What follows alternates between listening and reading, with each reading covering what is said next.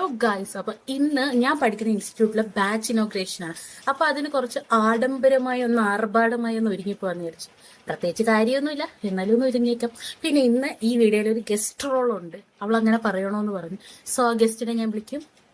So ഇതാണ് എന്റെ best friend ആണ് സൗമി.